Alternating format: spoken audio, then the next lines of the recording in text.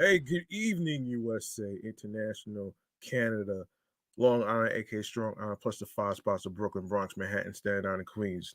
This is your man, G Money Stacks, aka the Gregonator, YouTuber, host with the most, misunderstood lonely nomad, unstoppable independent podcaster, the man who holds the door of the back door of the bus by Jamaica, Queens, and of course, Roosevelt Field Terminal, and Queens, New York native of Laurelton, Queens, New York. And you're rocking and hanging out with with me on the 120th episode of the review show Meticulous Juice podcast. I do apologize for the long hiatus and the delay and stuff. I just had a lot going on as far as random um circumstances. So um hang on one second.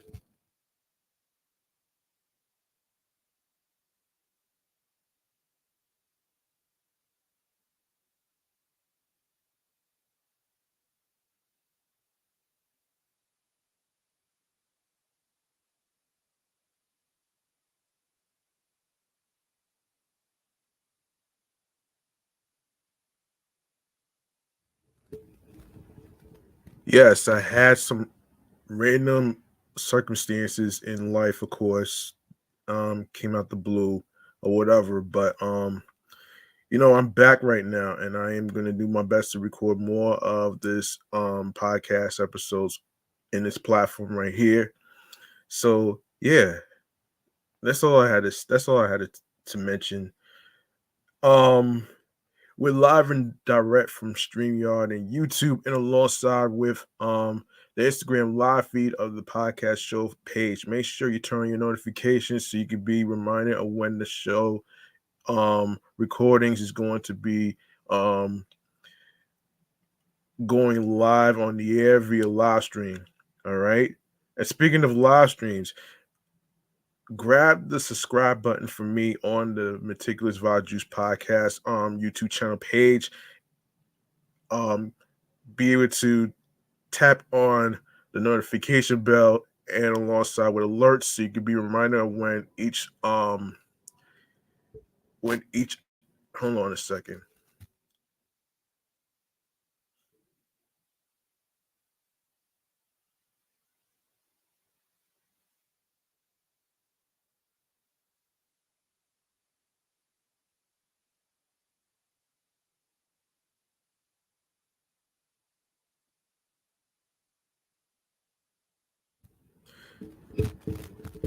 As I was saying, make sure you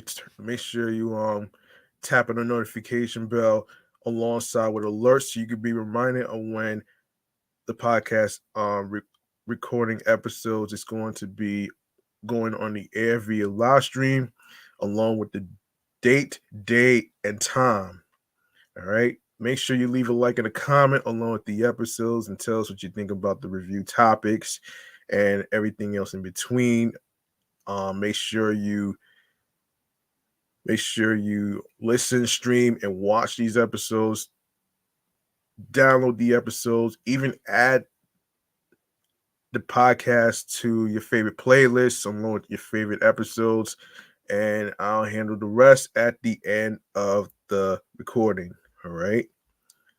Um, and one major thing I want to say actually is the simple fact that there's been some new key components to Spotify for podcasters, which I will actually it's not only the Q&A, but it's also the polls for you to recommend your podcast episodes and all that other stuff. There's new features, which I will discuss that on my other podcast platform um in the future. So stay tuned for that one right there.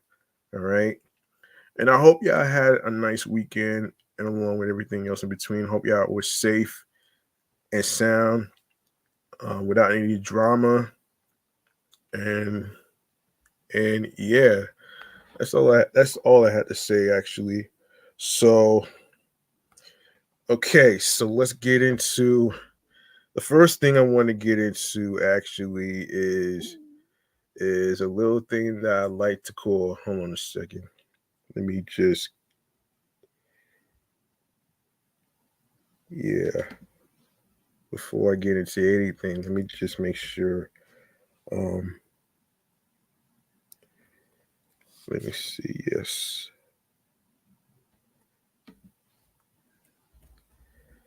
All right. So we're gonna get into a little thing that I like to call.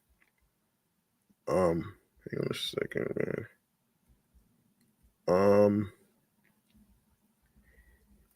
yes, some music Kool-Aid. All right. So this is pertaining to hip hop history. I'm gonna get into it right now. So let's get into it right here. So just bear with me here. Bear with me. Um,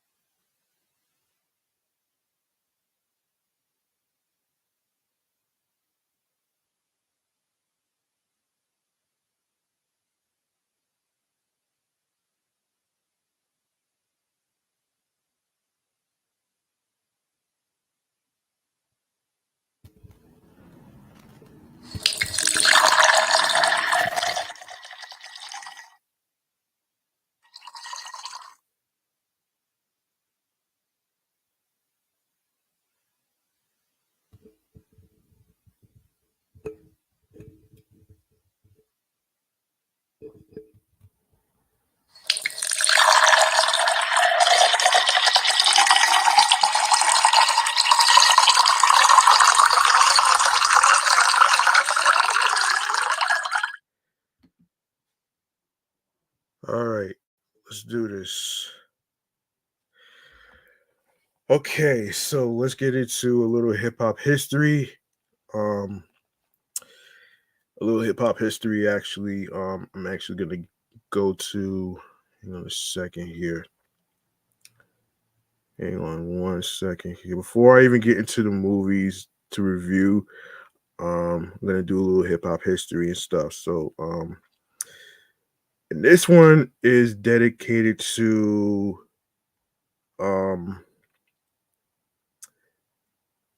one of the one of the one of the movies that people actually know about. Actually, one of the movie soundtracks, um, of course, has to do with, of course, it has to do with Menace to Society, the movie soundtrack. Actually, so here it is right here. So on this date in 1993, Jive Records released the soundtrack to the blockbuster hood classic Menace to Society, featuring various artists. The 16-track hip hop assortment peaked at the pole position on Billboard's top R&B and hip hop albums. Along with singles, music videos were produced for the song um, Straight Up Menace by MC It, and Trigger Got No Heart by Spice One. It has been certified platinum by the RIAA since October 11th, 1994.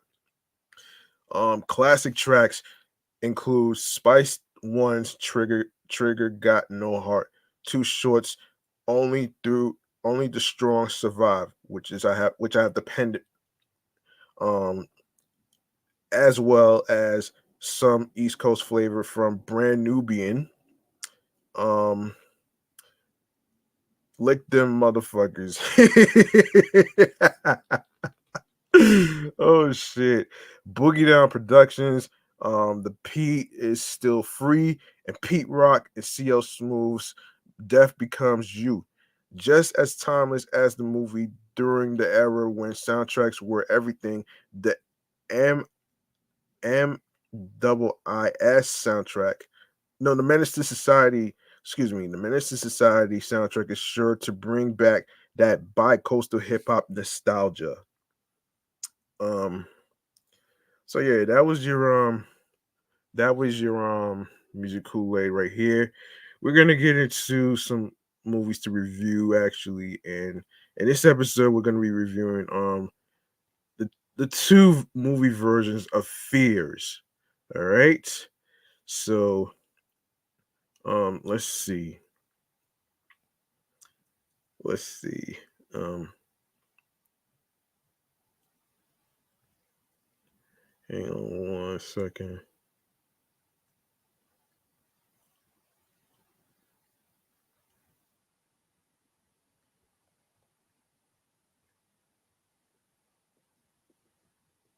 Okay. Now we could get into um hang on a second.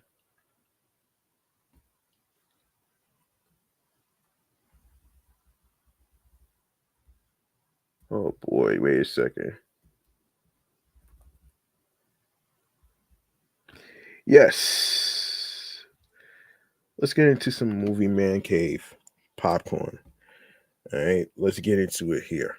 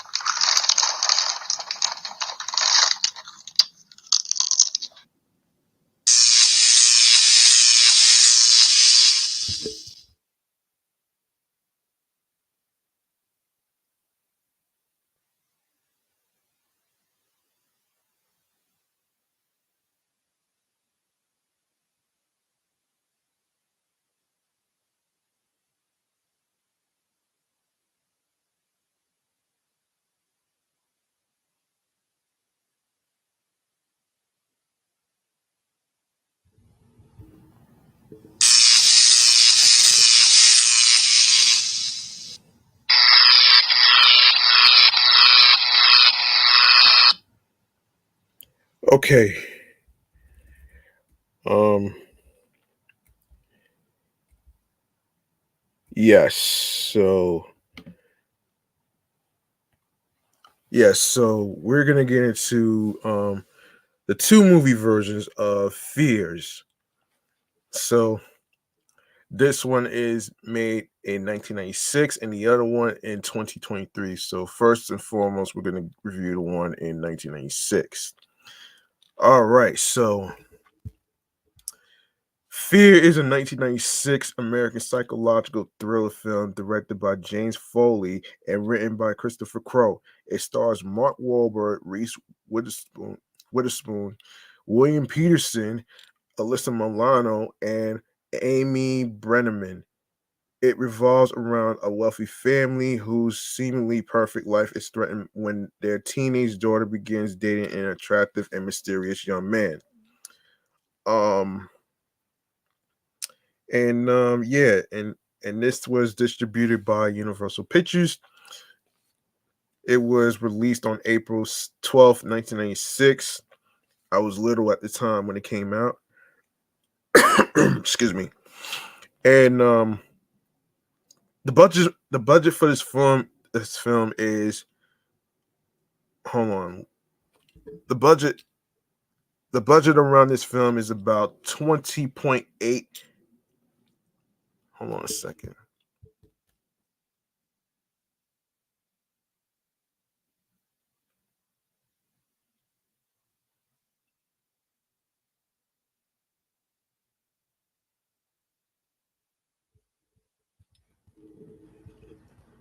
Sorry about that, folks. I had to lower my volume because of the noisy planes. Um, so yes, as I was saying, the budget for this movie is about $20.8 million. All right, so that's a lot of money actually, if you really want to get technical here.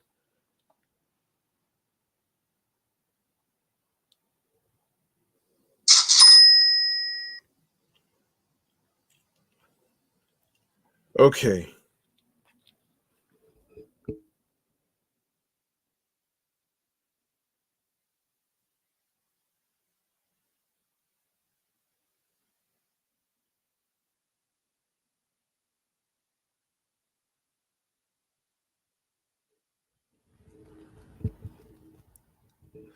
the film was largely derided by critics upon its release, but became a sleeper hit in the spring of 1996, grossing $20 million at the U.S. box office. It has since become a classic, a classic film. Um, while at the same time launching teen idol status for its two young leads, Mark Wahlberg and Reese Witherspoon, who were romantically linked at the time of the movie's premiere. Wahlberg was nominated for the MTV Movie Award for Best Villain.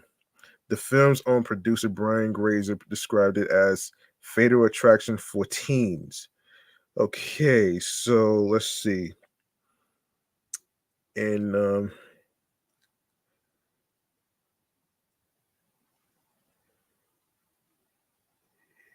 yeah, Fear was released on April 12th, 1996 in 1,584 theaters. It opened at number 4 at the box office, making $6.3 million in its opening weekend. By the end of its run, the film earned $20.8 million in the US. Um, and I'm pretty sure there is a soundtrack to this. Um, so the tracks for the soundtrack goes by um Jessica by the Allman Brothers Band, Greenmon by Dink,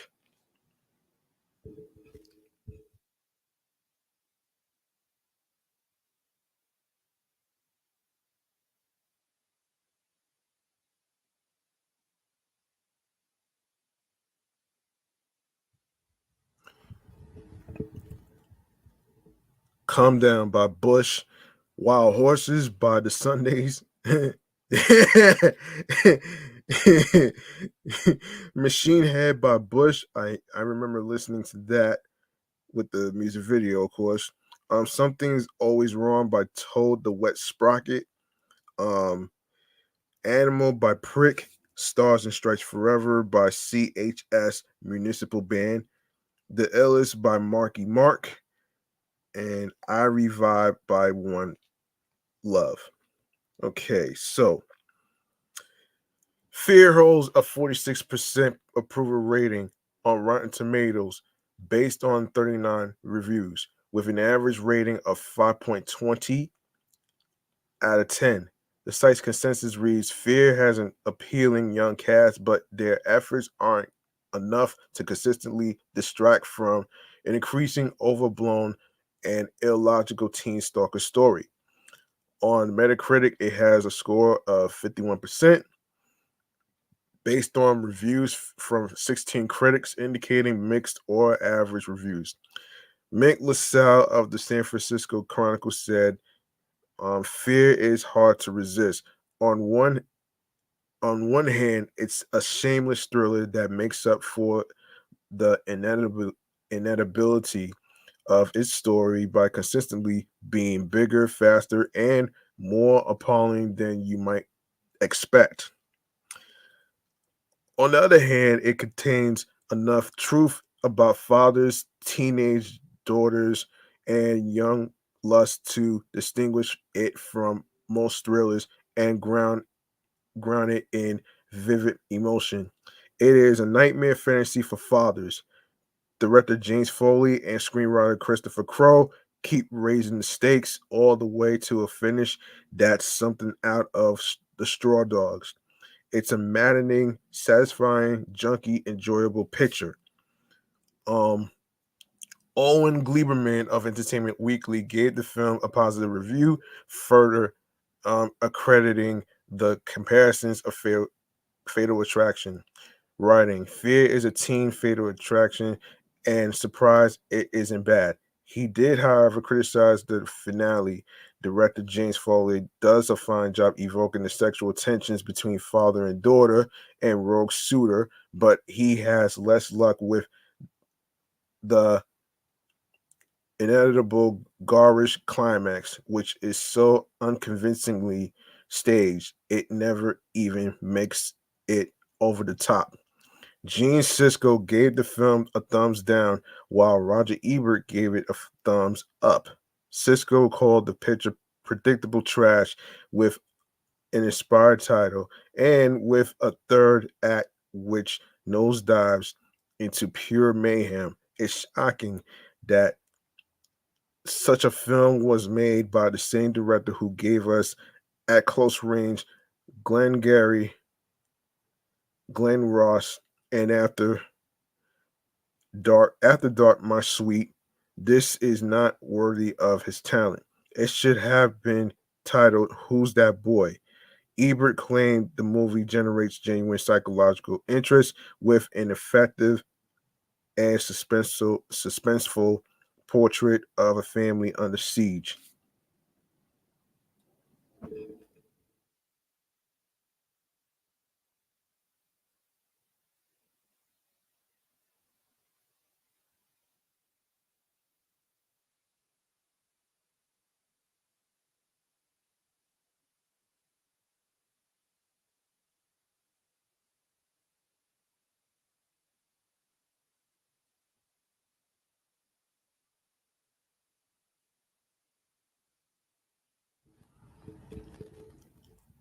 Movie historian Leonard Maltin gave the picture 2 out of 4 stars. This passable slasher epic benefits from top stylish direction and from decent performances. Still, it's awfully derivative, um, especially the climatic showdown. Mark Wahlberg is menacing as the love-struck Hood, but he could benefit from diction lessons. Critical revaluation of the film has proved more positive than its initial reception, with Carter Burrell's score being especially well received. One critic has since stated that, although dismissed by some reviewers upon its release as a sensationalist historical formula, formulaic piece. Fear has improved with age. The film was placed as number 19 on Bravo TV's 30 even scarier movie moments. I must say there has been some I must say there has been some adaptations. I didn't even know there was some adaptations to this movie, but um which is really interesting actually. Um and this took place on May 23rd, 2019. It was announced that Universal Pictures and Imagine Entertainment would produce a remake of the film, with Brian Grazer again producing along with Karen Lunder as co-producer. Jonathan Herman was reported to adapt Crow's script for a modern audience, and Amanda Stenberg was in talks to star. In October 2022, it was reported that a television series adaptation of the film is in development at Peacock. Well, I don't know, man. I don't know. There's some movies that's made into TV shows that actually does good versus the ones that don't. So good luck with that one. Now we go to the 2023 version of Fear. All right. So Fear is a 2023 American horror film directed by Dion Taylor, co-written by Taylor and John Ferry, and starring Joseph Sikora from um Power Power the prequel, um Power Book 4 Force, actually. Yes. Yes. Yes. Power Book 4 Force. So Andrew Bachelor, Annie Ironzet, Ruby Modine, Edo Goldberg, Terrence Jenkins, Jessica Elaine, and Tip T.I. Harris. Okay, so let's see what this is. And this is from Hidden Empire Releasing. And of course, Hidden Empire Film Group. I think they're independent. So and the budget was the budget what is it? It's crazy, man. $2.1 million.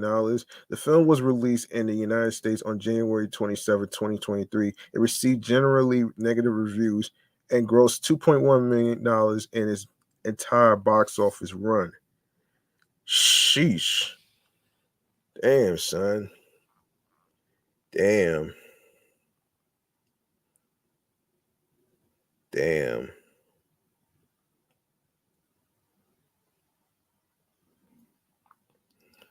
Damn, son. Damn.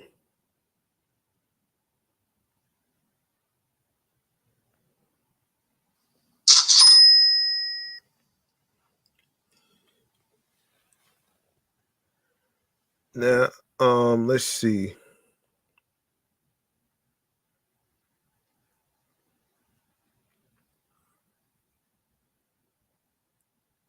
Now, the film originally titled Don't Fear was shot in 17 days in Kai Burt's California during the COVID-19 slamdemic in August 2020. August 2020. The film score was composed by Jeff Zanelli, who scored several of Taylor's previous films. Now we go to the reception. Hold on a second. Yeah, wait. Um, in August 2021, it was reported that the film has been retitled Fear and was originally set to be released on Valentine's Day weekend in 2022 as the first release of Hidden Empire Film Group's new distribution company, Hidden Empire Releasing. The film was released in the United States on January 27, 2023. It was released via video on demand on April 25th, 2023. On Rotten Tomatoes, not too many people probably listen to Rotten Tomatoes as much. Um, the film holds an approval rating of 21% based on 19 reviews, with an average rating of 3.9 out of 10. Matthew Monaco of the Austin Chronicle wrote, "It is frustrating to watch fear carelessly um, oscillate oscillate between creature feature, haunted house movie, and folk horror. In the end, the scariest thing about Fear is its stock video opening montage. Not a compliment any director wants to hear." Katie Walsh of the Tribune News Service praised the cinematography, score, and sound design, but criticized the script as proving that it is possible to have too many ideas for just one film. She added, "Deadliest of all, Fear is just not scary. The jump scares don't land. The fears themselves are all a bit silly, and it feels like Taylor is holding back for the majority of the runtime. Common Sense Media, I can't believe that shit is a thing. Jeffrey, oh shit. Um, wait. So Jeffrey M. Anderson gave the film 2 out of 5 stars, writing in quote, despite a diverse cast and a nifty location, this soggy, inert horror movie unfolds with a most unimaginative collection of worn out genre staples, starting with its bland title. Richard Roeper of the Chicago Sun-Times gave the film 3 out of 4 stars, writing, "There's nothing subtle or deeply original about Fear, though it does feature some impressive, a bet low budget special effects, first rate production design, and strong performances from the cast. It knows we've seen a dozen other movies about a group of friends who meet up in the country for what they hope will be an idyllic weekend, only to see things quickly go from mildly disturbing to truly weird to deeply concerning to horrifying bloody." Damn. Hold on.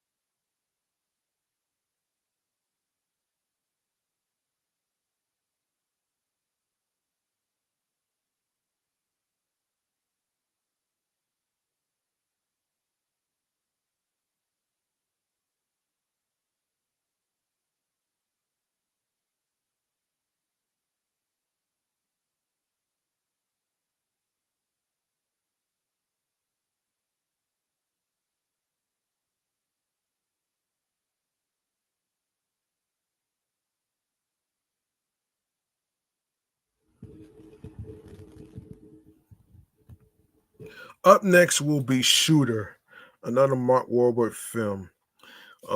Shooter is a 2007 American action thriller film directed by Antoine Fuqua and written by Jonathan Lampkin, based on the 1993 novel Point of Impact by Stephen Hunter. The film follows force-wrecking Marine Scout sniper veteran Bob Lee Swagger, who is framed for murder by a mercenary until operating for a private military firm. The film also stars Michael Pena, Danny Glover, Kate Mara, Levon Helm, and Ned Beatty. It was produced by Lorenzo di Bonaventura through D. Bonaventura Pictures and released by Paramount Pictures in the United States on March 23rd, 2007. It grossed $95.7 million on a $61 million budget.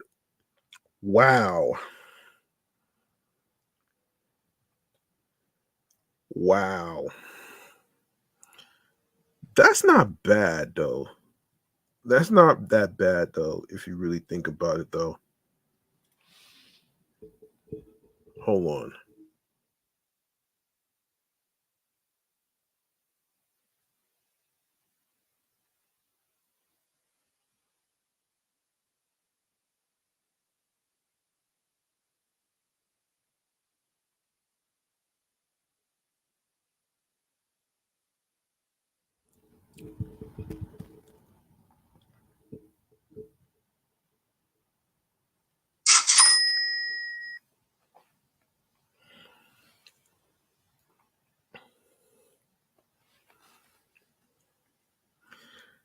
Yeah, so man, that's not bad though.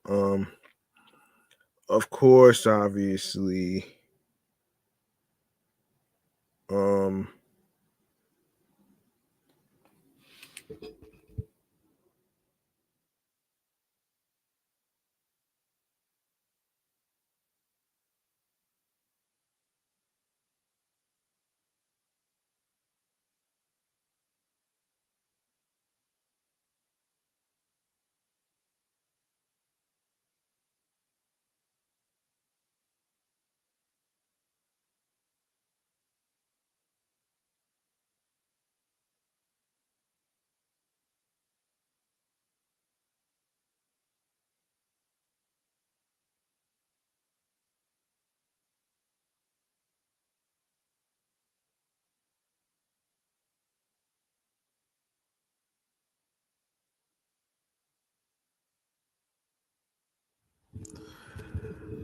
okay, obviously there is what is it? Yes, so the whole cast of the movie is in there. Um, there's certain actors and actresses I'm probably not familiar with, so I'm not even gonna go over all of them. So let's skip on to um the music here. So the score to the film was composed by Mark Mancina, who recorded the music at the Todd AO scoring stage in Studio City, Los Angeles, using a 77 piece orchestra conducted by Don Harper. A score soundtrack was released by Lakeshore Records and co-produced and no, excuse me, co-published by Shoelace Music on March 27th, 2007. The song Nasty Letter by Otis Taylor plays over the end of the film and credits. Um so the setting of the movie takes place in British Columbia, Canada. If I'm not mistaken, if I'm not mistaken, yes, British Columbia, Canada. Um um yeah. I'm not going to mention the other locations. I'm not going to mention the spoilers or anything like that. So hold on a second.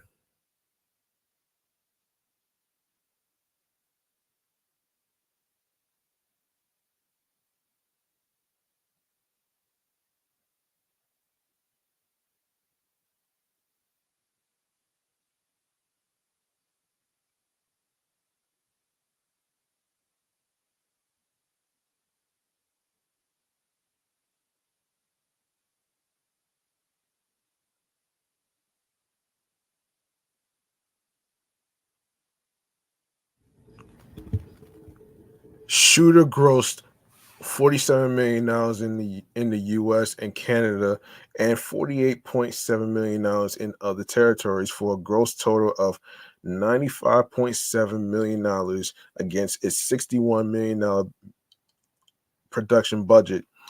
The film grossed $14.5 million in its opening weekend, finishing in third at the box office behind TMNT with $24.3 million and 300 at the time, $19.9 million. Wow, wow.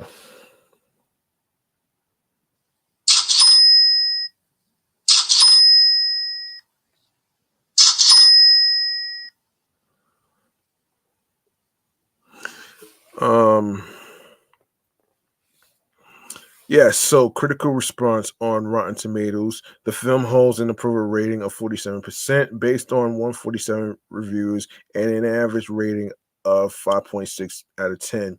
The site's critics consensus reads with an implausible story and numerous plot holes, Shooter fails to distinguish itself from other mindless action thrillers. Metacritic assigns the film a weighted average score of 53 out of 100 based on 33 critics, indicating mixed or average reviews. Audiences polled by Cinema Score gave the film an average grade of B plus on an A plus to F scale. Mino- Minola Dargis, um, of the New York Times called the film a thoroughly reprehensible, satisfying, violent entertainment about men and guns and things that go boom. Dargis described director Fuqua's technique as overshot and over edited, but he said he has a knack for chaos and the result is pretty enjoyable. Kirk Honeycutt of the Hollywood Reporter gave a positive review, but was critical of the weak characterization. If the movie only lavished as much thought and care of its characters as it does on each intricate set piece, Shooter might have been a classic. Honeycutt says the problem is the screenplay by Jonathan Lampkin and the source novel Point of Impact by film critic and author Stephen Hunter. He highlighted Pena for his performance and praised the technical aspect of the film, particularly the stunt work and the camera work of Peter Menzies Jr. Tony Hawkins of Empire magazine praised the movie. The sequel ready swagger challenges Bourne's supremacy with an impressive shoot 'em up, work it out action drama. Some film critics saw the film as left leaning in its politics.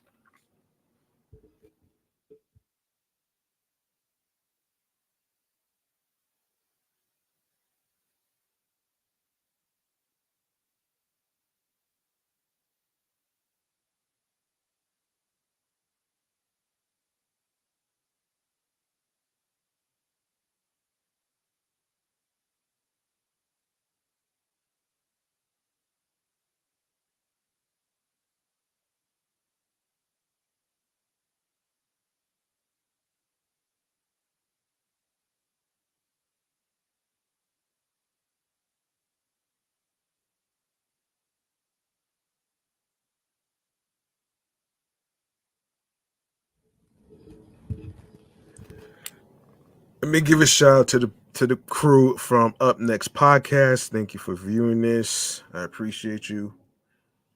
Um, hold on.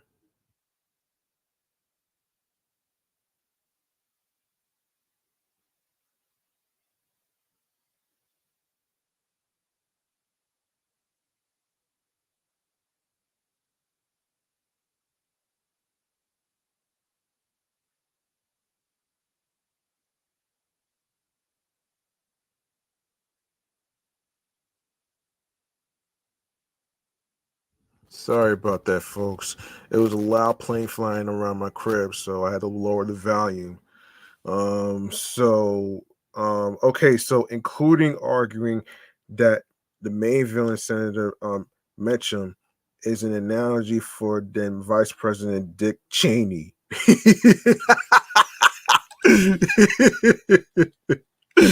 Oh man, that's fucking funny. Oh man, so the DVD was released on June 26, 2007, reaching the top of the US sales charts. The film earned $57.6 million in DVD sales and in the North America Paramount Movies in the North America. Yeah. Paramount Movies released the film on 4K Ultra HD Blu-ray on March 15, 2022. Hmm. Oh, okay. Hmm.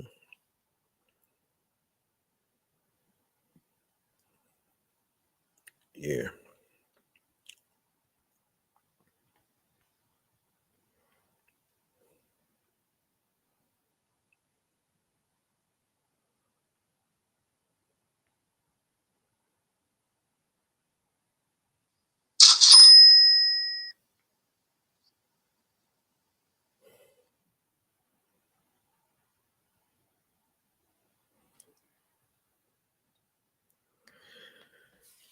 Okay, now I did not know that there was a TV series.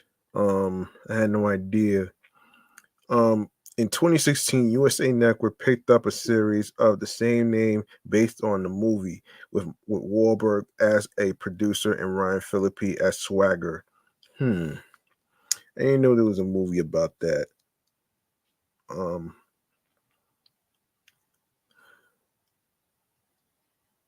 so the TV series version of Shooter is an American drama television series based on the 2007 film of the same name and the first three novels in the Bob Lee Swagger series by Stephen Hunter.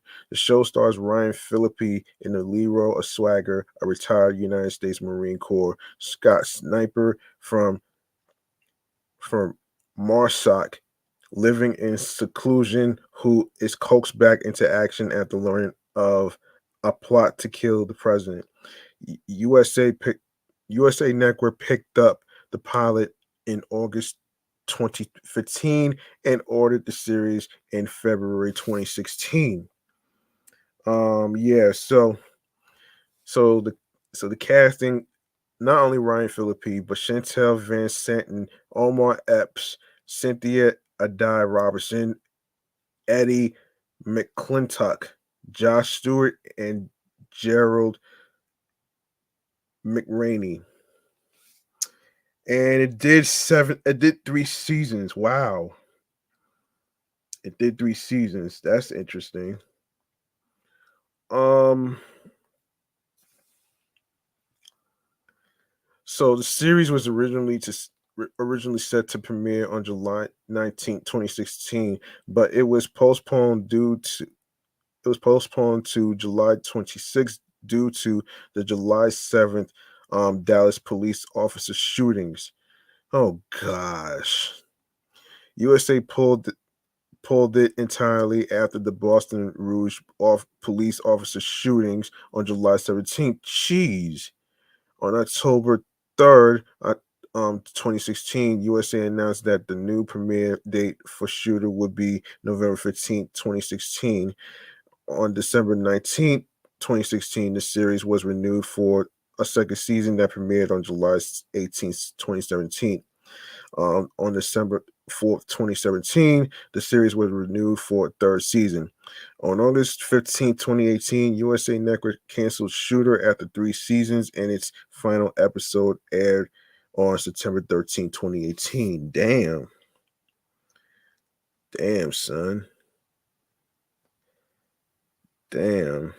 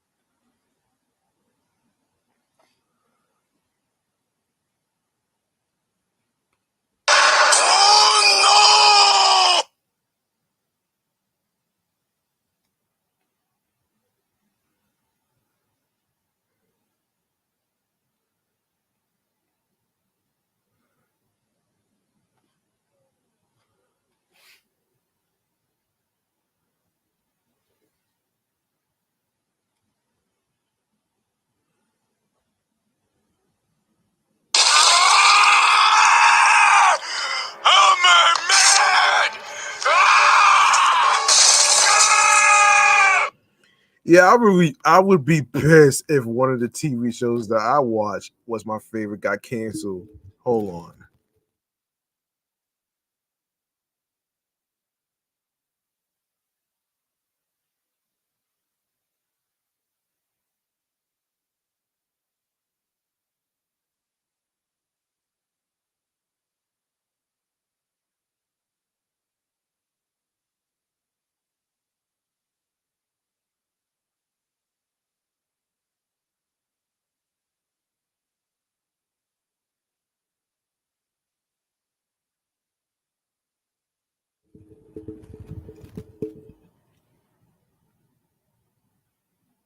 Yeah, I would be mad as hell if one of my favorite shows got canceled and shit, man, over some dumb shit.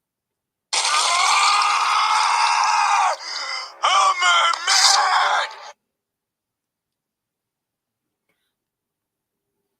Hold on a minute. That's not what I meant to do.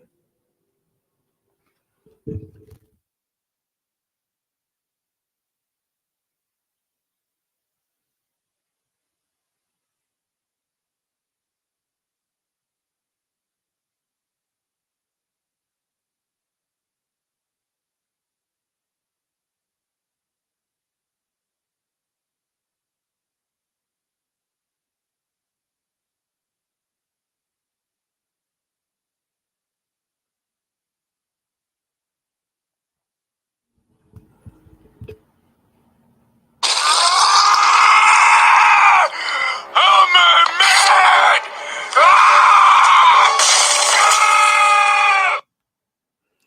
Yeah, I would be pissed if one of my TV shows got canceled too. It would be a whole mess. Believe me. I feel that too, man. That oh man. Yeah, that'd be crazy though, man. Seriously. That's crazy.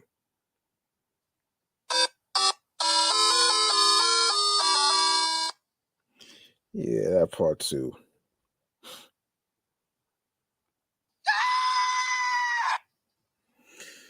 Yeah. Um okay, so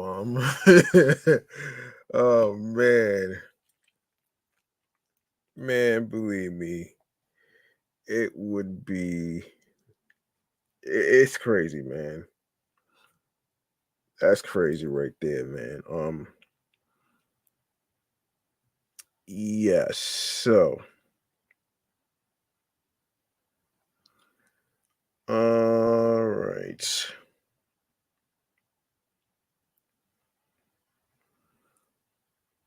I'm not even gonna go over the ratings and shit, man.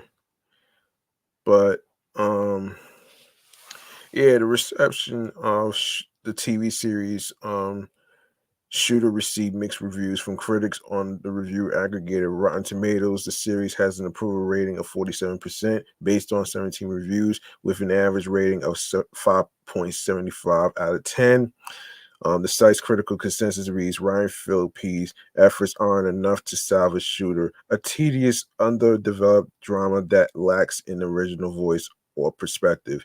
On Metacritic, which assigns a normalized rating, the series has a score 60 out of 100, based on 11 critics indicating mixed or average reviews. Yeah, had no idea this was going to be, I had no idea this was going to be um a TV series. Now, because Halloween's around the corner, I think it's best if I actually review The Omen and of course Fright Night. We're gonna go with The Omen. We're gonna go with The Omen actually. So The Omen is a 2006 American supernatural horror film directed by John Moore and written by David Seltzer, the fifth installment in the Omen series.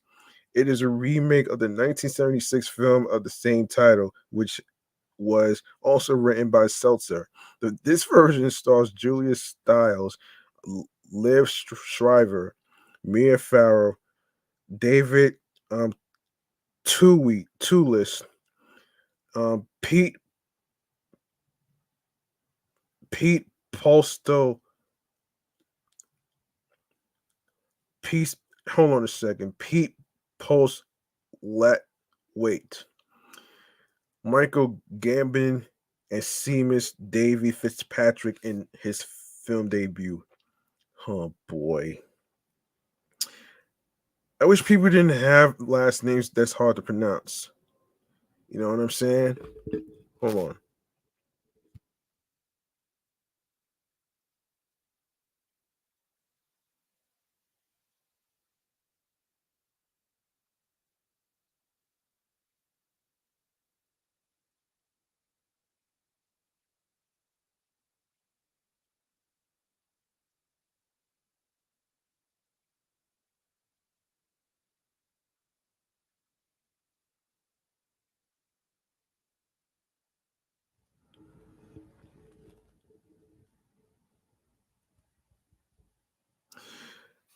So it was released worldwide on June 6, 2006 by 20th Century Fox. It received mixed reviews from critics and grossed $120 million against a $25 million budget. Hmm. Low budget movies sometimes could be successful too. I mean, you never say never.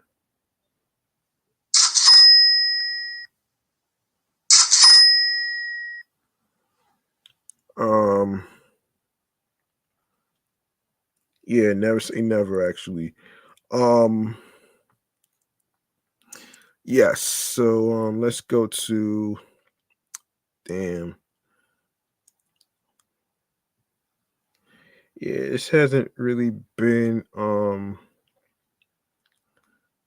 yeah, so there's I don't think there's any review on this one, but but yeah, so I don't know, man. Like it's crazy.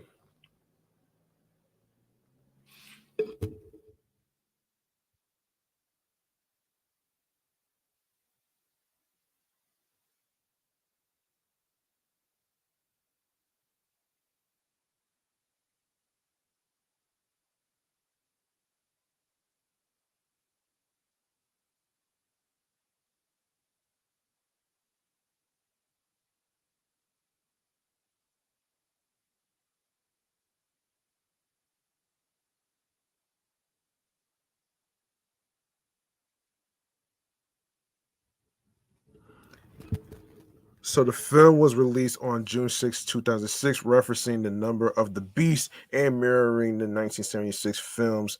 Oh boy. Hang on one second. Hold on one second, folks. I gotta do something real quick. Hold on one second.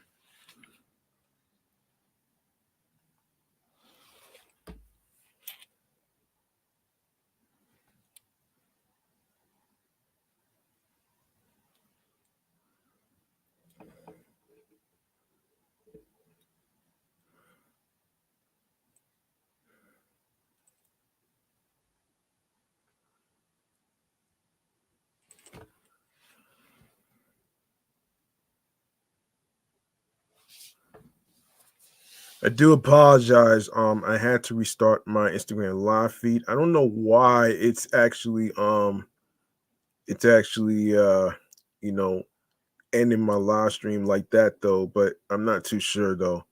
But I will do a little recap actually for you people that's in the Instagram live feed actually.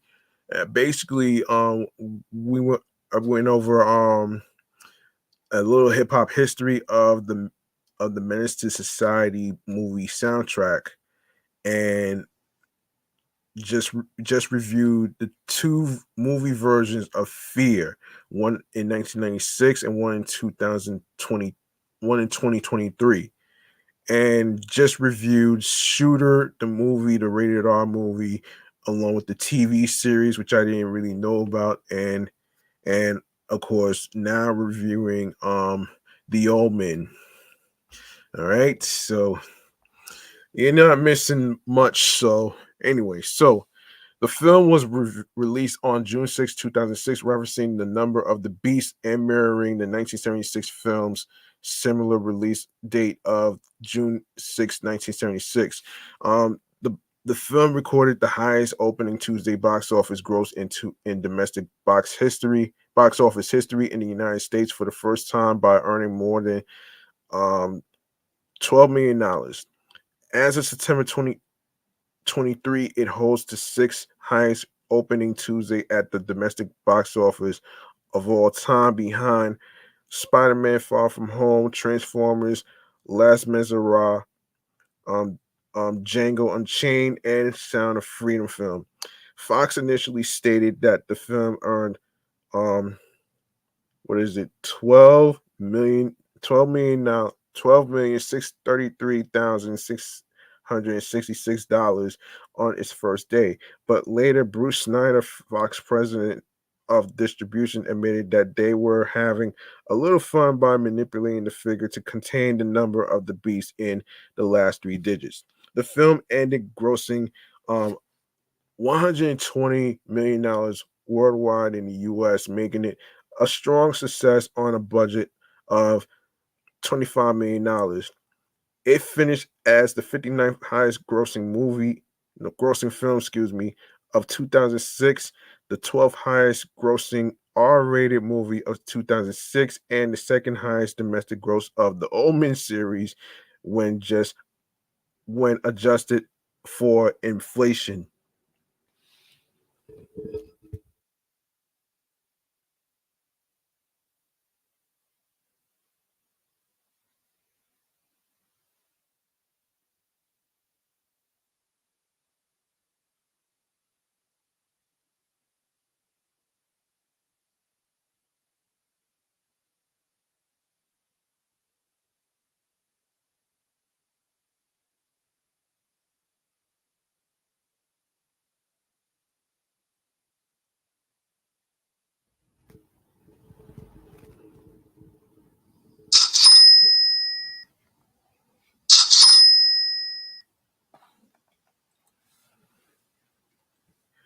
All right. Critical response on Rotten Tomatoes. The film has an approval rating of 26% based on 165 reviews, with an average rating of 4.6 out of 10. The site's critical consensus reads: even with the force of a classic behind it, remake fever can't hold up the hollowness of this style drenched Omen. On Metacritic, the film has a weighted average score of 43 out of 100 based on 34 critics, indicating mixed or average reviews. Um, James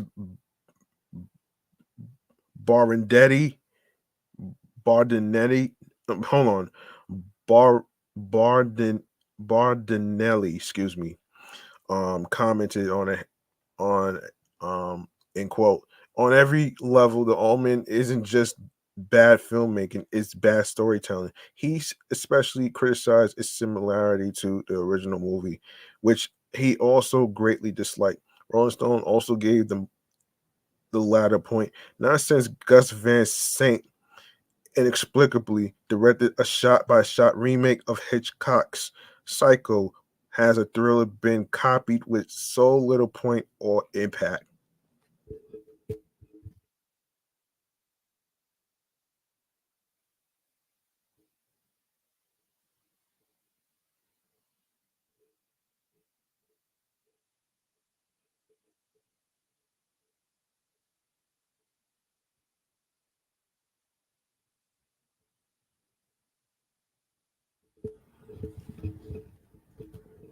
Roger Ebert gave the film a thumbs up and 3 out of 4 stars, in contrast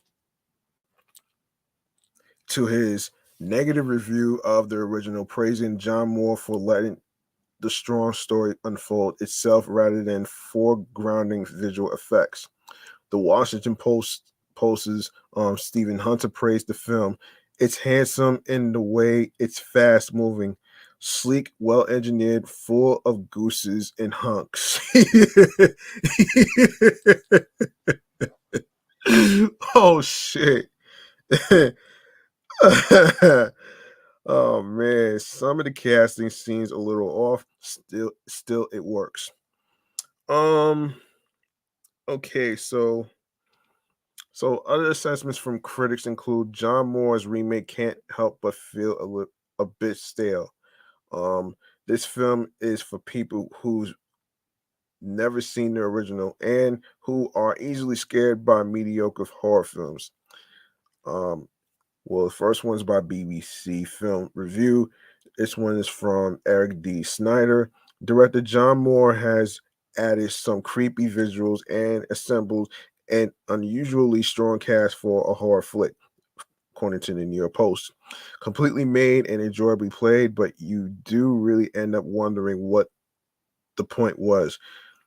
Cinematic deja vu is most likely response by Empire. While Seamus Davy Fitzpatrick's performance did win him a chainsaw, oh man, a chainsaw, bro. Oh man, a chainsaw award from Fangoria magazine. Oh shit. Hold on.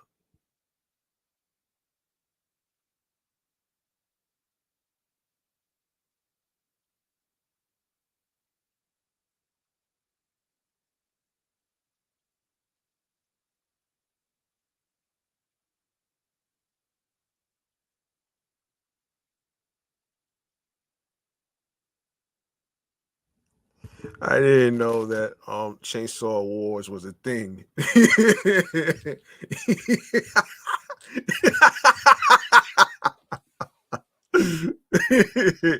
Oh shit. Oh man, Chainsaw Award. Oh, okay. So yeah, Chainsaw Award from Fangoria magazine for the creepiest kid. David Toulis was nominated for a Razzie Award for worst supporting actor. Oh damn. In 2007, but lost to M. Night Shy Amalin for Lady in the Water.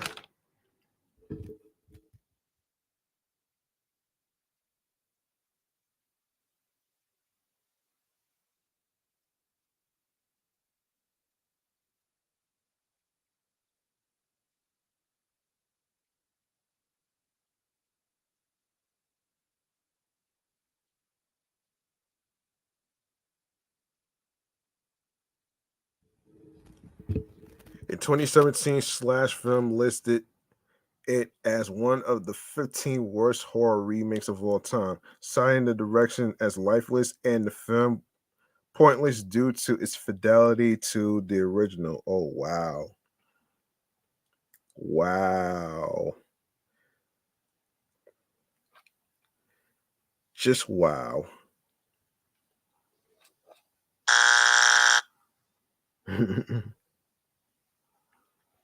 But that Chainsaw War shit is so funny.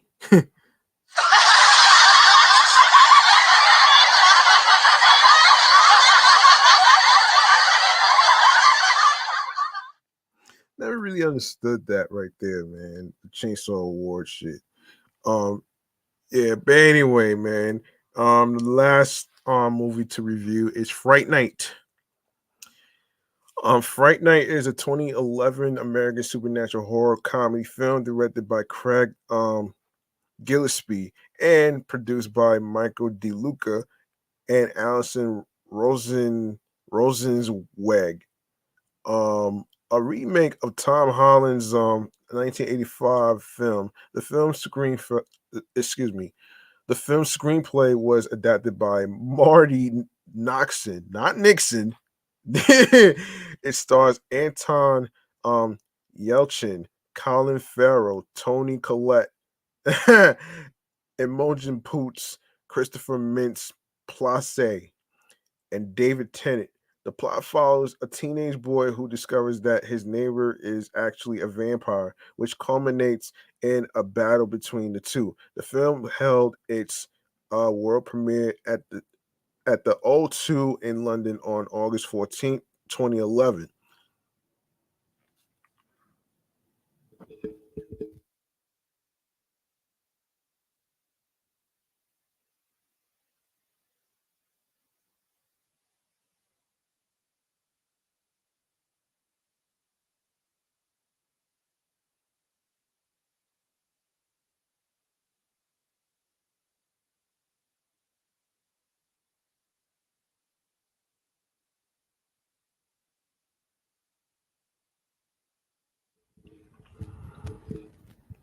It was released in the United States by Touchstone Pictures on August 19, 2011.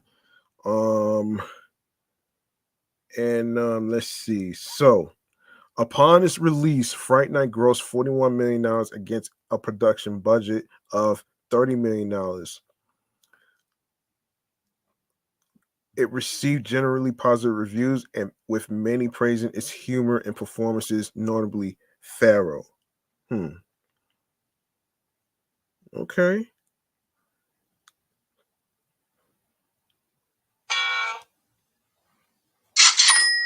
Sorry about that. That was the wrong button.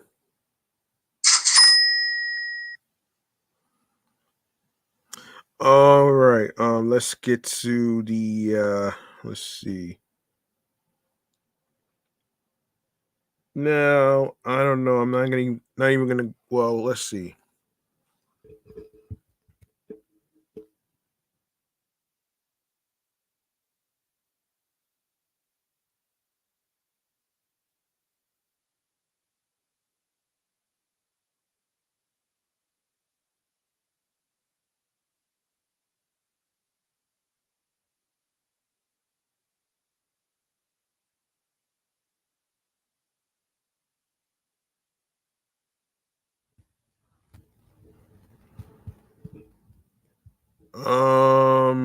All right, so I didn't know there was a soundtrack to this shit though, but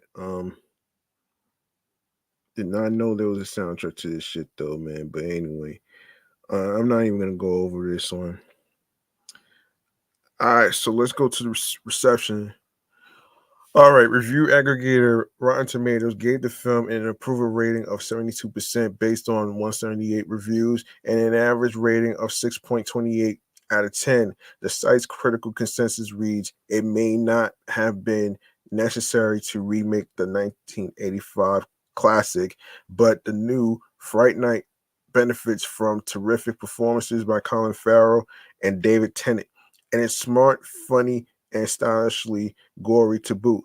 On Metacritic, um, which assigns a weighted average score out to reviews from mainstream critics, gives the film a score of 64 out of 100, based on 30 critics, indicating generally favorable reviews. Cinema Score polls reported that the average grade moviegoers gave the film was a B minus on an A plus to F scale. Robert Kohler of Variety writes, Fright Night has a cleverly balanced mix of scares and laughs.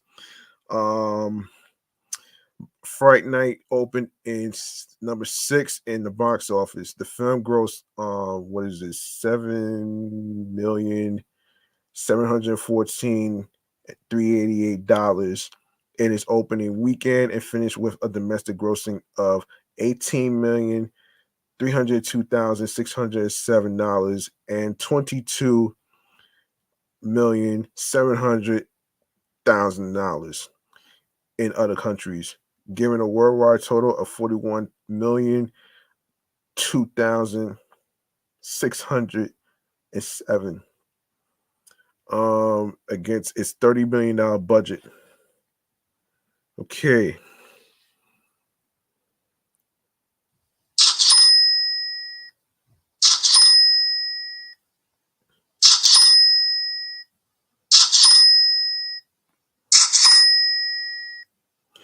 All right, let's see. Let's see. Although it did get some nominations.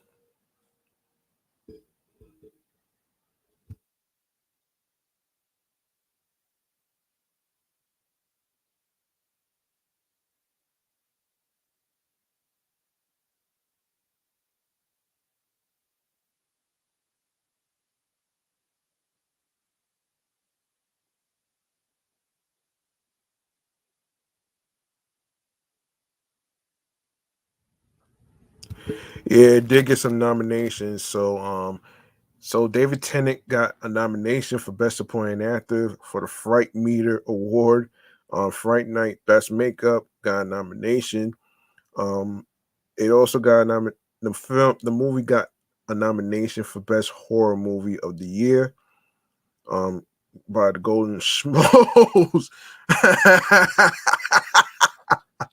The Golden Schmoes Award. Oh man, that's funny.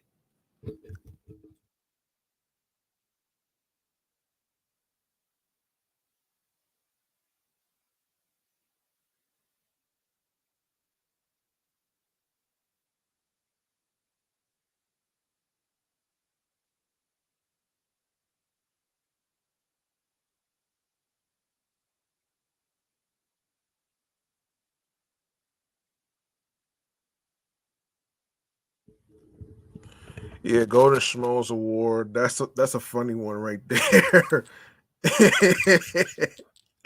That's a funny one right there. Oh shit, that's a fucking laugh, man. So Fright Night also got a nomination for best horror movie for the IGN Summer Movie Award. It also was a runner up with Shark Night. Um, best wide release film for the Figaro no, excuse me, the Fangora Chainsaw Award. And and I can't believe it got the worst film category. Um so DreamWorks Pictures, Walt Disney Studios Motion Pictures, and the AV Squad for Fear the Night Awards got a nomination for Best Horror TV Spot, Golden Trailer Award. Um Mark Aaron Mark Aaron Wagner, Chris Brewster won for Best Firework, and Chris Brewster, Mark Aaron Wagner got um, won for Best Fire Stunt for the Tourist World Stunt Award. Um, yeah.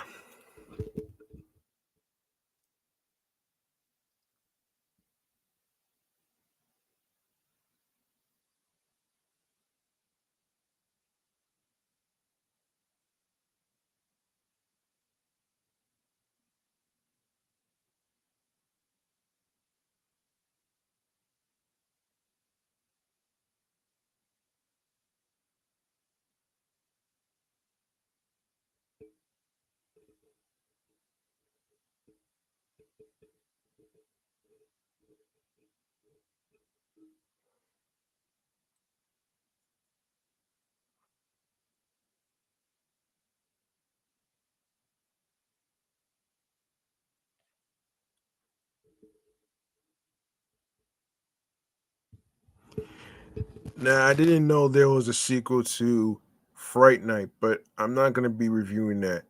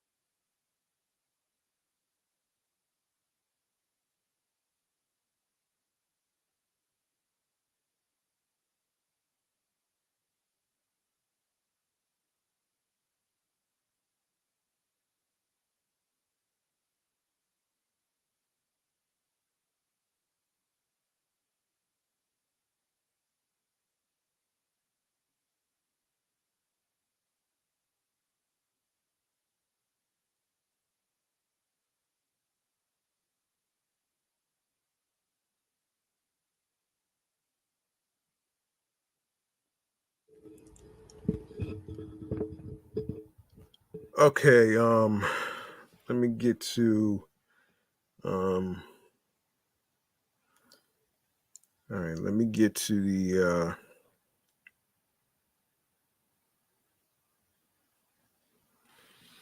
let's get to a long time segment that I've been holding off for, um dedicated to video game releases, called the Video Games Chamber.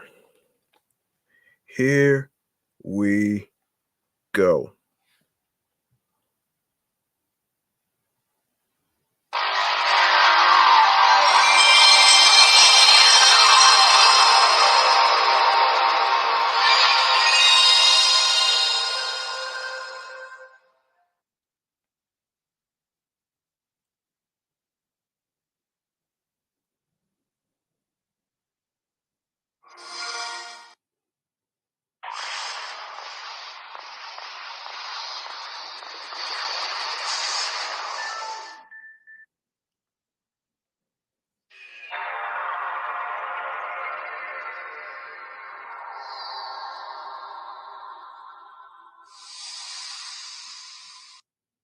All right.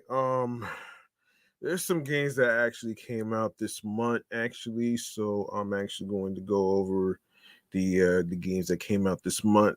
I do apologize for the long delay of the future episodes. So anyway, so the games that came out already, and along with other dates. So Bilkins Foley for PlayStation 5, PlayStation 4, Switch, PC. Um, this Gaia Seventh Vows of the Virtualist, PlayStation 5, PlayStation 4, Switch, PC, Scorn, PlayStation 5, Silent Hopes, Nintendo Switch and PC, Blossom Tales 2, the Monotour Prince.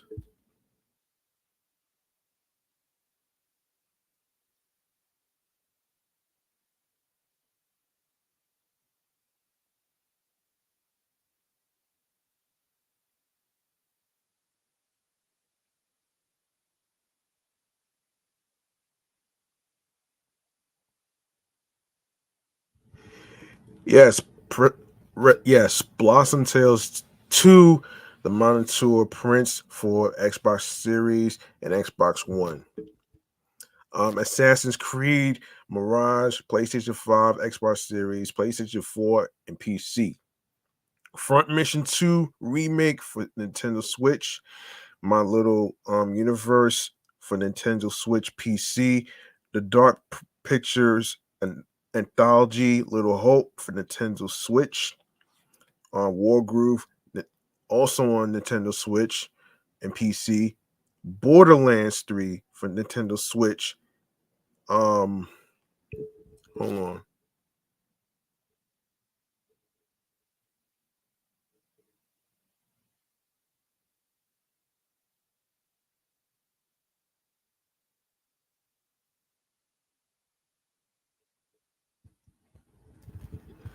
Hold on. War Groove 2 for Nintendo Switch on PC. Borderlands 3 for Nintendo Switch. Detective Pikachu Returns, Nintendo Switch. NHL 24, PlayStation 5, Xbox Series, PlayStation 4, Xbox One. For you gamers out there, if you haven't had a chance to cop any of these games whatsoever, uh, um, you should go ahead and get them. Forza Motorsport for Xbox Series and PC. Honkai Star Rail, PlayStation 5. Lil Gator game, PlayStation 5, Xbox Series, PlayStation 4, Xbox One. Um, Roblox, PlayStation 4. Wildcard Football, PlayStation 5, Xbox Series, PlayStation 4, Xbox One, and Nintendo Switch plus PC. Total War Pharaoh for PC, Salt Sea Chronicles, PlayStation 5, Switch, PC, Lords of the Fallen 2023, PlayStation 5, Xbox Series, SpongeBob SquarePants The Cosmic Shake, PlayStation 5 Xbox Series. That's going to be October 16th, which was a Monday. Wizard with a Gun for PC, Cyber Knights, Flashpoint, PC, Mac, Linux, iOS, and Android. Mortal Kombat Onslaught already out for iOS and Android. Skull Island Rise of Kong, PlayStation 5, Xbox Series, PlayStation 4, Xbox One, Switch, and PC. Sonic Superstars, also out right now. PlayStation 5, Xbox Series, PlayStation 4, Xbox One, Switch, and PC. Wizard with a Gun, PlayStation 5, Xbox Series. Mike Mignola's Hellboy, Web of Word, yeah.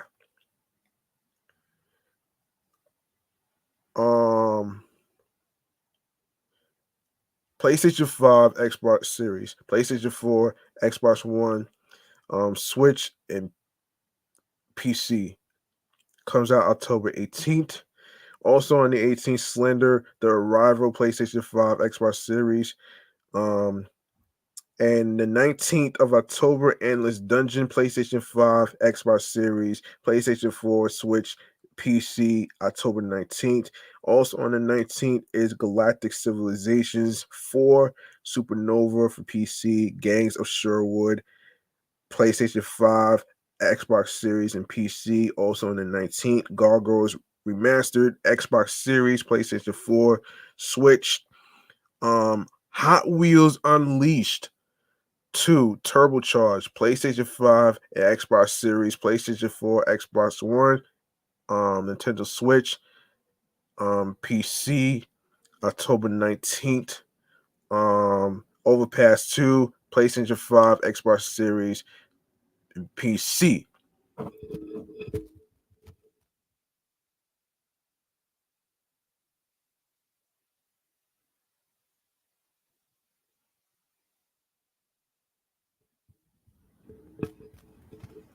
The seventh guest VR, PlayStation VR 2, Quest, and PC. The Gap, PlayStation 5, Xbox Series, and PC. October 19th. Yeah, the Jackbox Party Pack 10, PlayStation 5, Xbox Series, PlayStation 4, Xbox One, Switch, and PC. World of Horror, PlayStation 5, PlayStation 4, Switch, PC. Um, and yeah, I may not have time to get to the rest, so I will go over the Hot Wheels Unleashed 2 Turbocharged and get to the rest. That's on the 20th to the 24th on the next episode, all right?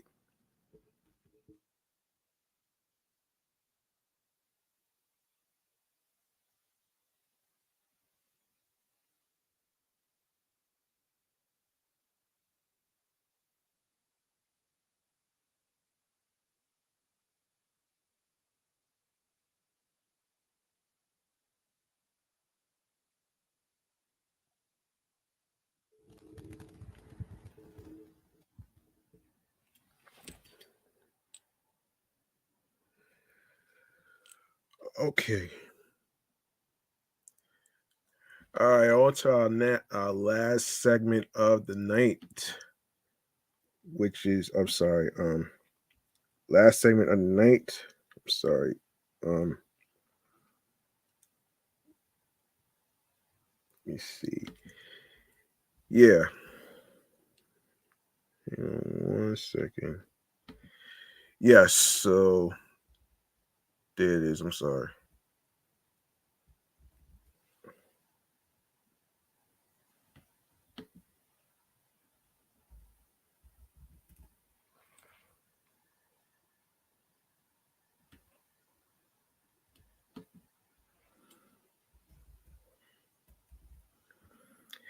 Yes, here it is. Um, Stream choices on the go. Let's do this.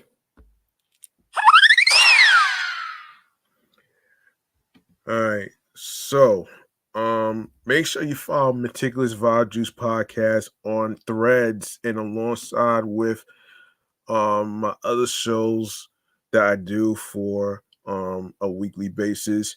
Um, Excellent Fun Vibrant Talks podcast is also on Threads alongside with Off the Meat Rat Chains New York Avenue podcast that's on there as well.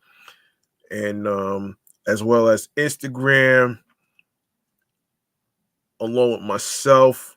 Um, all the usernames on Threads is the same as it is on Instagram, so don't worry about that.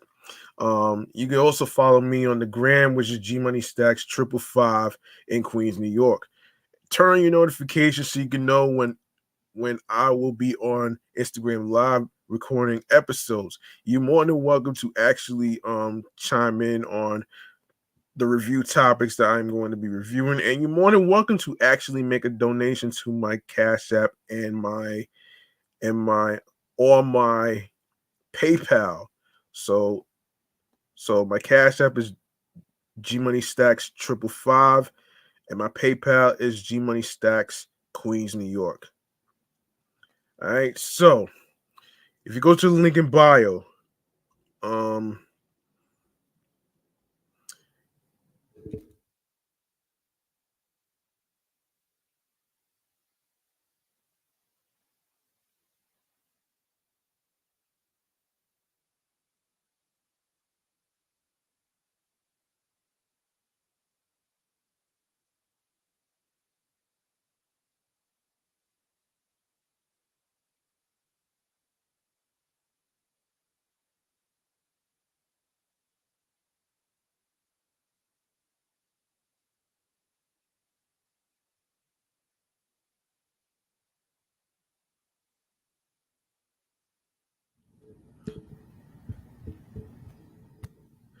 if you go to the link in bio, you on the gram, you're gonna see a whole list of streaming platforms where you could actually listen, stream, and watch the episodes.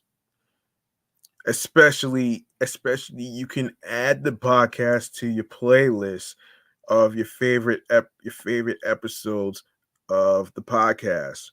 All right. So starting with Odyssey, um Audible, Amazon Music, Breaker, Bullhorn FM, Castbox FM.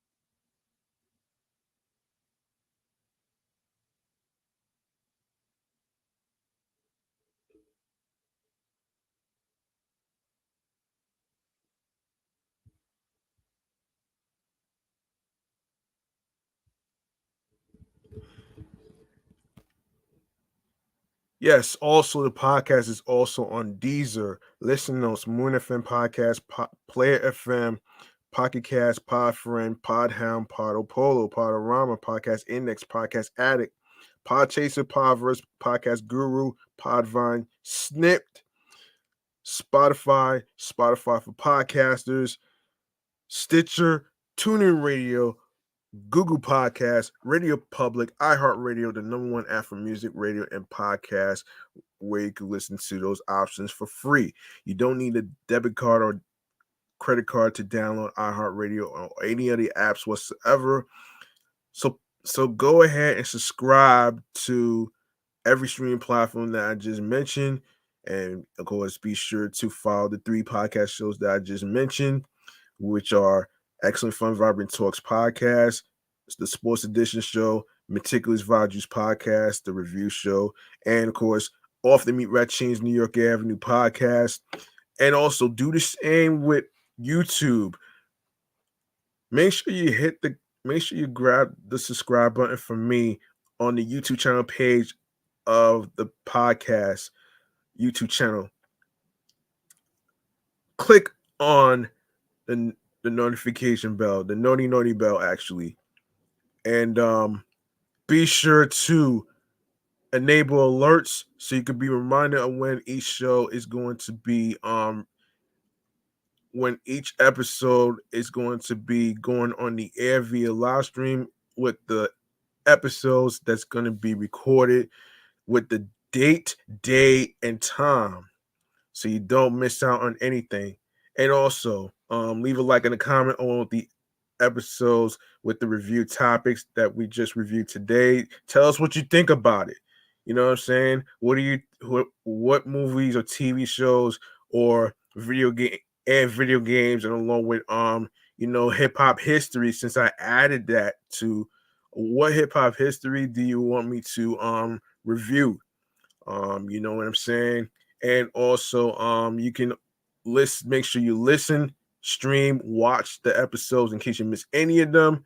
Be sure to download the episodes, add the podcast to your favorite playlist on stream platforms that I just mentioned, and and also be sure to share the videos, share the episodes, tell a friend to another friend, and of course, spread the word. Word of mouth is important. And of course, share the link with the podcast with your husbands, wives, um, boyfriends, girlfriends, friends, the people you are cool with from work and everywhere else where you meet new people. All right. So, um, that's gonna do it for me, man. I do apologize for the delay and everything else due to random circumstances. Um, I'm your man, G Money Stacks. Thank you very much for listening and tuning in and rocking with me on the 120th episode of the review show Meticulous Juice podcast, with the two movies, Fears and everything else in between. And remember, the grind doesn't stop. Hard work pays off. If you want something, you have to work hard and earn it. And New York wasn't built in a day. Don't let anybody stop you from following your goals and dreams. All right. And also,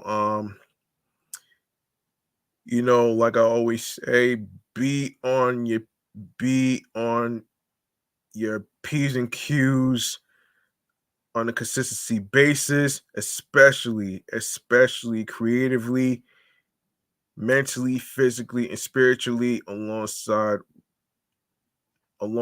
with confidence that gets you into your zone, alongside with tunnel vision. All right.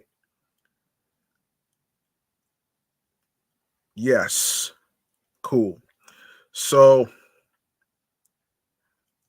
I'll see y'all in the next episode. And also, um like I said before, you can add your favorite episodes. Of course you can download the episodes, add the podcast and your favorite episodes to your playlist and everything else in between, so you can hear more of me and everything else in between. All right. I'm out of here. Peace out. One love. Peace out. Good night, everybody.